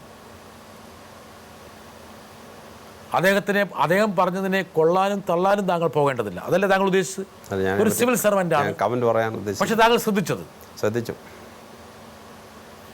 അതിൽ ചിലതൊക്കെ പതിയിരിക്കുന്നു എന്നുള്ളതല്ലേ താങ്കളുടെ ഈ കുപ്പിവെള്ള വിതരണത്തിൻ്റെ പശ്ചാത്തലത്തിൽ 2 രൂപയ്ക്കും 3 രൂപയ്ക്കും ഭക്ഷണപദാർത്ഥങ്ങൾ കൊടുക്കുന്നതിൻ്റെ പശ്ചാത്തലത്തിൽ താങ്കൾക്കുണ്ടായിട്ടുള്ള ഭീഷണിയിൽ നിന്ന് ഞങ്ങളെപ്പോലുള്ള സാധാരണക്കാർ അനുമാനിക്കാൻ വേണ്ടി? ഇല്ല, അങ്ങനെയൊന്നും അനുമാനത്തിന് പോകണ്ട. സർക്കാർ ഉദ്യോഗസ്ഥന്മാർ നോൺ പൊളിറ്റിക്കലായിരിക്കണം. അതുകൊണ്ട് പൊളിറ്റിക്കലായ ഒരു കോൺട്രവേഴ്സിയിൽ നമ്മൾ പെടാതിരിക്കാനാണ് ഞാൻ ആഗ്രഹിക്കുന്നത്. ശ്രീ അലക്സാണ്ടർ ജേക്കബിൻ്റെ 2 കാലിലും 2 കൈയിലും ചെങ്ങലയിട്ടിരിക്കുക. സിവിൽ സർവൻറ്റിന് നാക്കിനും ചങ്ങലയുണ്ടെന്നുള്ളതാണ്. ഇടയ്ക്ക് മറന്നുപോയി. അതിൽ പക്ഷേ താങ്കൾക്ക് യാതൊരു മനസ്താപവും ഇല്ലെന്ന് എനിക്കറിയാം. എന്താ കാരണം? താങ്കൾ അചഞ്ചലനായൊരു ഉദ്യോഗസ്ഥനാണ്. താങ്കൾ എവിടെ പോയാലും കർമ്മം അനുഷ്ഠിക്കും. താങ്കൾക്ക് നിക്ഷിപ്തമായിട്ടുള്ള ദൗത്യം നിറവേറ്റലാണ് താങ്കളുടെ ഭാഷയെ പറഞ്ഞാൽ ദൈവം താങ്കളിൽ നിന്ന് ആഗ്രഹിക്കുന്നു, അല്ലേ? അതെ. ഒറ്റ വാചകത്തിലാണ് താങ്കൾ ഇപ്പോൾ മറുപടി പറഞ്ഞു തുടങ്ങിയത്. ഒരുപക്ഷെ താങ്കൾ ഇങ്ങനെ പോയിരുന്നെങ്കിൽ ഞാൻ വിചാരിച്ചത്, അതായത് കേരളത്തിൽ ഇപ്പം DGP ലോ ആൻഡ് ഓർഡറിൻ്റെ ചുമതലയുള്ള, അല്ലെങ്കിൽ കേരളത്തിൻ്റെ പോലീസ് സേനയെ നയിക്കേണ്ട ഒരാൾ, ആ ഒരു പദവിയിലൊക്കെ താങ്കൾ വരേണ്ട ഒരാളാണ്. ബ്രിട്ടാസ്, ഈ ചില കസേരകൾ അപകടം പിടിച്ച കസേരകളാണ്. ഇതുവരെ 30 കൊല്ലം കോൺട്രവേഴ്സിയിൽ പോകാത്ത ഒരാൾ ഇപ്പോൾ കോൺട്രവേഴ്സിയിൽ ആയതിൻ്റെ കാരണവും ഈ കസേരയാണ്, അങ്ങ് പറഞ്ഞ കസേരയാണ്. വിക്രമാദിത്യൻ കഥകളിലെ പ്രസിദ്ധമായ ഭോജരാജാവിൻ്റെ സിംഹാസനമുണ്ട്. ആ സിംഹാസനത്തിൻ്റെ അടുത്ത് ചെല്ലുമ്പോൾ മനുഷ്യർ ഭ്രാന്തരായി മാറുകയും ദൂരെ മാറുമ്പോൾ നോർമലാവുകയും ചെയ്യുന്നു എന്നാണ് വിക്രമാദിത്യൻ കഥ തുടങ്ങുന്ന അധ്യായത്തിൽ പറയുന്നത്. എന്ന് പറഞ്ഞതുപോലെയുള്ളൊരു കുഴപ്പം പിടിച്ച കസേരയാണ് അങ്ങ് പറഞ്ഞ ഈ DGP ലോ ആൻഡ് ഓർഡർ എന്ന് പറഞ്ഞൊരു കസേര. ഞാനിപ്പോൾ ഡിസംബർ 31 കഴിഞ്ഞാൽ പിന്നെ ബാലസുബ്രഹ്മണ്യം സാർ കഴിഞ്ഞാൽ നെക്സ്റ്റ് സീനിയർ മോസ്റ്റ് ഉദ്യോഗസ്ഥനാണ്. ആ കസേരയുടെ അടുത്ത് ഞാൻ എത്തി എന്നുള്ളതാണ് ഈ കോൺട്രവേഴ്സിയുടെയൊക്കെ കാരണം. താങ്കൾ വളരെ സ്പഷ്ടമായിട്ട് കാര്യങ്ങൾ പറയുന്നു ഇപ്പോൾ. അതായത് ആ കസേരയിലേക്ക് താങ്കൾ അവരോധിക്കപ്പെടും എന്ന് തൽപര കക്ഷികൾ തിരിച്ചറിഞ്ഞതിൻ്റെ ഫലമായിട്ടുണ്ടായിട്ടുള്ള വിവാദവും അത് സംബന്ധിച്ചുള്ള നടപടികളുമാണ് ഇപ്പോൾ സംഭവിച്ചിരിക്കുന്നത്. അതല്ലേ താങ്കൾ പറഞ്ഞതിൻ്റെ ചുരുക്ക ഭാഷ? അതാണ് എൻ്റെ ഒരു കാരണം. പക്ഷേ ഞാൻ എൻ്റെ ജീവിതത്തിൽ ഒരു കസേരയും മോഹിച്ചിട്ടില്ല. താങ്കൾ മോഹിക്കുന്നില്ല. ഒരു കസേരയും നമ്മളെ മഹാന്മാരാക്കുന്ന ഞാൻ വിശ്വസിക്കുന്നില്ല. നമ്മളൊരു കസേര ഇരുന്ന് എന്തെങ്കിലും നന്മ ചെയ്താൽ ആ കസേരയ്ക്ക് നമ്മളൊരു മഹത്വം കൊടുക്കുക എന്നുള്ളത് മാത്രമേ ഉള്ളൂ. സ്പഷ്ടമായി ഒരുപക്ഷെ താങ്കൾ വളരെ സൗമ്യമായിട്ടുള്ള ഭാഷയിൽ വളരെ കൃത്യമായിട്ട് കാര്യങ്ങൾ ഒരു സിവിൽ സർവൻറ്റിന് പറയാൻ പറ്റുന്ന രീതിയിലും ഭാവത്തിലും പറയുന്നുണ്ട്. ഞാൻ അനുമാനിക്കുന്ന 2-3 കാര്യങ്ങളാണ്. ഒരുപക്ഷെ താങ്കളുടെ സംഭാഷണ ശകലത്തിൽ നിന്ന് ഞാൻ തിരിച്ചെടുക്കാൻ വേണ്ടി ആഗ്രഹിക്കുന്നത്, ഒന്ന്, ജയിൽ DGP എന്നുള്ള താങ്കളുടെ പ്രവർത്തനം ഒരുപാട് തൽപര കക്ഷികൾക്ക് ഭീഷണി ഉയർത്തി. അവരുടെ നിലനിൽപ്പിന് താങ്കളുടെ നവീകരണ പ്രക്രിയ, ഒന്ന്, മനുഷ്യനെ നവീകരിക്കുന്നു, 2, ഉൽപ്പാദനപരമായിട്ടുള്ള കാര്യങ്ങളിൽ താങ്കൾ ഏർപ്പെട്ടു. കുടിവെള്ളം മുതൽ ശബരിമലയിൽ 30 രൂപയ്ക്ക് കുപ്പിവെള്ളം വിറ്റ് കൊള്ളലാഭം കൊയ്തിരുന്ന കുപ്പിക്കമ്പനികൾ താങ്കളുടെ 10 രൂപ കുപ്പിക്ക് മുകളിൽ പതറി. അത് സൃഷ്ടിച്ചിട്ടുള്ള പ്രത്യാഘാതങ്ങൾ. 2, വിക്രമാദിത്യൻ പറഞ്ഞതുപോലെ കസേരയുടെ അടുക്കിലേക്ക് താങ്കൾ ഇങ്ങനെ നീങ്ങുന്നു. ഡിസംബർ 31 കഴിഞ്ഞാൽ ഒരുപക്ഷെ കേരളത്തിൻ്റെ ലോ ആൻഡ് ഓർഡറിൻ്റെ DGP ആകേണ്ട അനിവാര്യത താങ്കൾക്ക് മുകളിൽ നിക്ഷിപ്തമാകുമായിരുന്നു. ഈ 2 പശ്ചാത്തലത്തിലാണ് ഇപ്പോഴത്തെ നടപടിയും അല്ലെങ്കിൽ വിവാദവും. അതല്ലേ താങ്കൾ പറഞ്ഞത്? എന്ന് ഞാൻ പറഞ്ഞില്ല. ഇതാണ് എൻ്റെ കുഴപ്പങ്ങളിൽ ഒന്ന്. അതായത് ആ കസേരയുടെ അടുത്ത് എത്തി എന്നുള്ളതാണ് എനിക്കിതിരെ കോൺട്രവേഴ്സി എന്നുള്ള ഒരു കാരണം. 30 കൊല്ലം ഞാൻ ഒഴിവാക്കി നിന്ന ഒരു കോൺട്രവേഴ്സി ഇപ്പോൾ വരാനുള്ള കാരണങ്ങൾ ഒന്നതാണ്. എനിക്ക് മുമ്പുള്ള മുൻഗാമികളിൽ പലരും ഈ കസേര അടുത്ത് ചെന്നപ്പോൾ അപകടത്തിൽപ്പെടുകയും അവർക്ക് ഇതുപോലെ കോൺട്രവേഴ്സി ഉണ്ടാകും. അലക്സാണ്ടർ ജേക്കബ്, താങ്കൾ സിവിൽ സർവൻറ്റിൻ്റെ ഭാഷയിൽ പറഞ്ഞു, ഞാനൊരു മാധ്യമപ്രവർത്തകൻ്റെ ഭാഷയിൽ പറഞ്ഞു. നമ്മൾ 2 പേരും പറഞ്ഞതിൻ്റെ ഉള്ളടക്കം ഒന്നാണ്. എന്തായാലും ആ കോൺട്രവേഴ്സിയെ പറ്റിയും അധികം ചർച്ച ചെയ്യാതിരിക്കുകയാണ് നല്ലത്. പക്ഷേ താങ്കൾ ചർച്ച ചെയ്യാൻ ആഗ്രഹിക്കുന്നില്ലെങ്കിലും പൊതുസമൂഹം ചർച്ച ചെയ്യേണ്ട കാര്യങ്ങളാണ് ഞാൻ വിശ്വസിക്കുന്നത്. കാരണം എന്ന് വെച്ചാൽ ഇനിയും താങ്കളെപ്പോലുള്ള നവീകരണ ഊർജ്ജം ഉൾക്കൊള്ളുന്ന വ്യക്തികൾ കേരളത്തിൻ്റെ സിവിൽ സർവീസിൽ വരണം.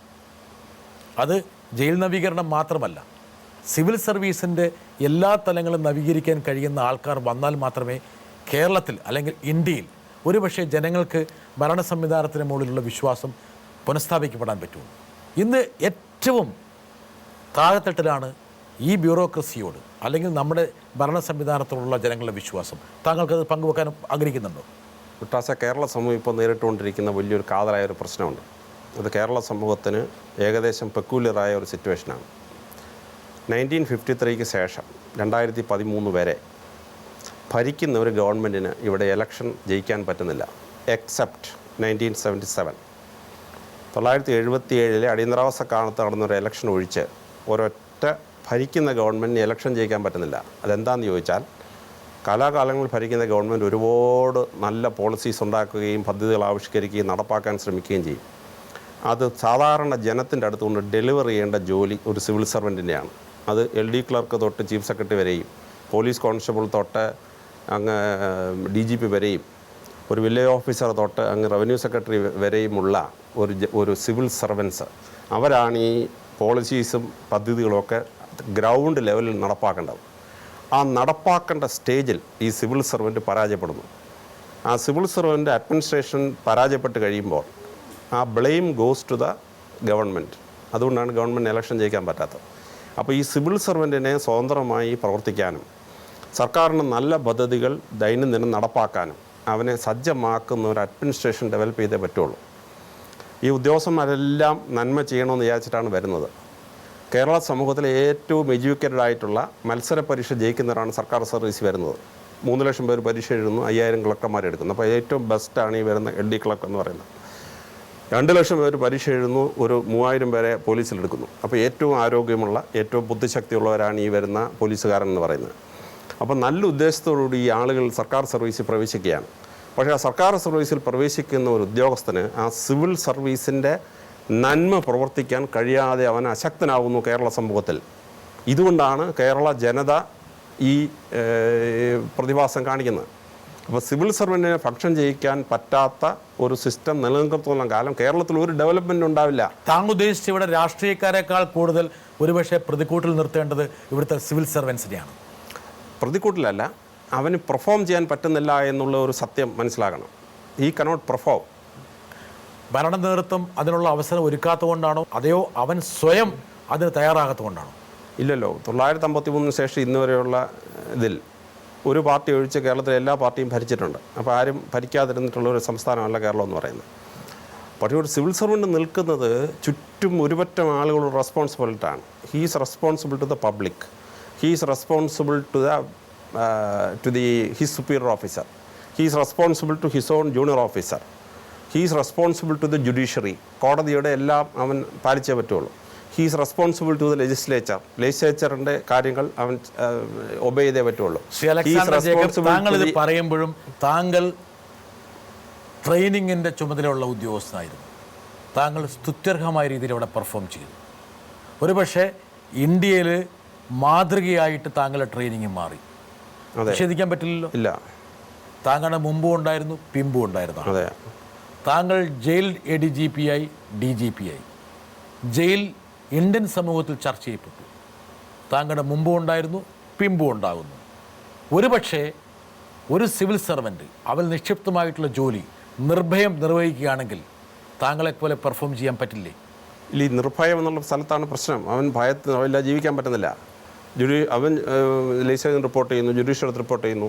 അവനെ ഒരു 250 മാധ്യമപ്രവർത്തകർ ഇങ്ങനെ കൂലങ്കുഷമായി അവൻ്റെ കുറ്റങ്ങൾ കണ്ടുപിടിക്കാനായിട്ട് നിൽക്കുകയാണ്. അവൻ അതേസമയം തന്നെ പബ്ലിക്കിനോട് അവൻ റെസ്പോൺസിബിളാണ്. അവൻ ഈ മാഫിയ സംഘത്തോട് മുഴുവൻ റിയാക്ട് ചെയ്യണം.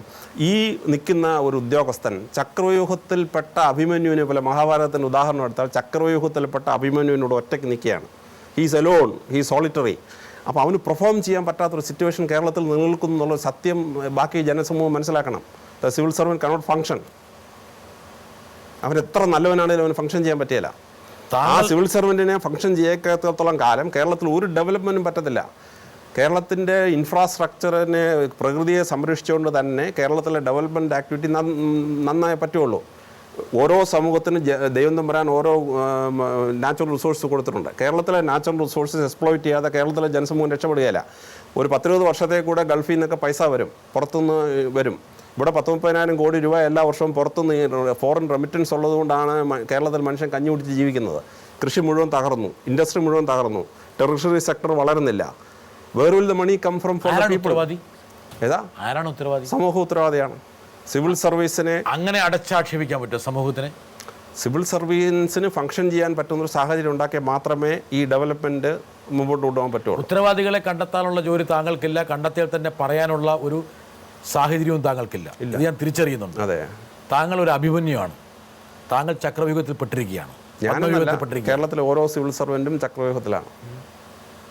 പക്ഷേ ഈ ചക്രവ്യൂഹത്തിൽ നിന്നുകൊണ്ട് തന്നെ ചിലതൊക്കെ ചെയ്യാൻ പറ്റുന്നുള്ള കാര്യം വ്യക്തമാണല്ലോ. അഭിമന്യുവിനെ പോലെ കുറച്ചു കാലം യുദ്ധം ചെയ്യും. അവസാനം അഭിമന്യു എന്ത് സംഭവിച്ചു? He fell.